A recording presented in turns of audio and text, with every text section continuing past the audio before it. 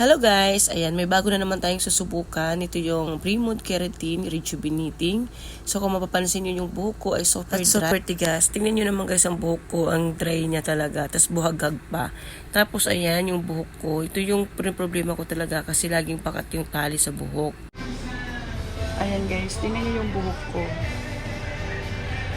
Dito kasi tingnan nyo. Pero ano na siya. Hindi naman siya ganun ka... tayo ngayon gamit itong ating Pre-Mood. Ayan. So, ito guys ay matagal na rin sa akin. Pero hindi pa siya expired May mga isang taon na ata to. Last year ko pa kasi siya nabili. So, ayan. Ngayon na-try natin guys sa buhok natin. Dahil sayang naman siya baka mag-expire guys. So, may laman pa kasi siya. Ayan. Nangihinayang kasi ako. Diba? Ang bango nito. Diba?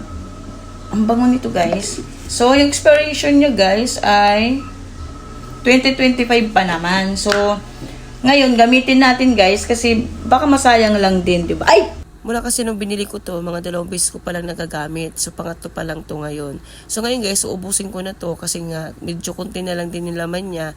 Nagamit ko kasi to last year. So, hindi ko naman siya palagi nagagamit guys kasi nung mga panahon na yun, marami din talaga akong sinusubukan ng mga keratin or yung mga treatment sa buhok. Pero mga 2 beses ko na din to nagawa ng review sa isa kong account. So, anyway guys, nagustuhan ko din talaga to lalo na nung panahon na bagong reband ako kasi mga 3 buwan, yung buhok ko medyo nag-dry na ginamit ko siya. Maganda talaga yung buhok ko, bagsak talaga. Tapos ang ganda talaga, malambot din sa buhok.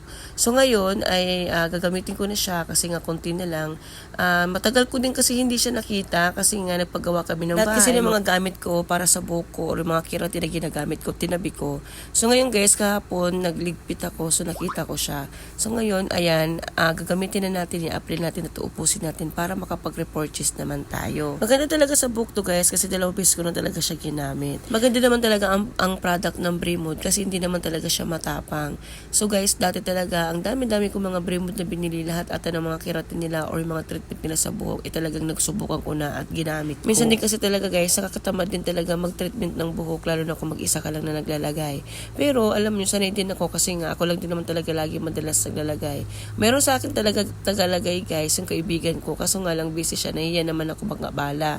Ayan guys, baka isipin nyo yung buhok ko ay sira na talaga dahil kung makikita nyo yung mga video ko ng mga ina-upload, ito ay hindi po linggo-linggo ako naglalagay o nagtitreatment sa buhok.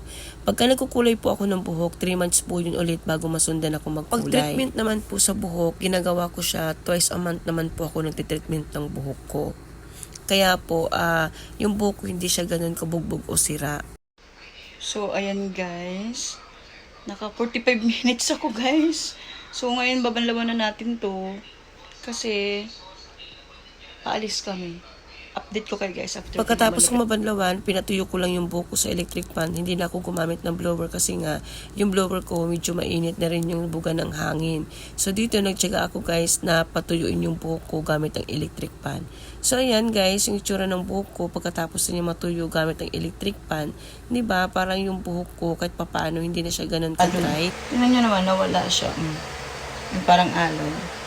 Although yung buhok ko hindi naman ganun ka-shiny, pero yung alon-alon kanina na kahit paliguan mo yan, pag natuyo, babalik, lalong gaganon. So, tingnan nyo.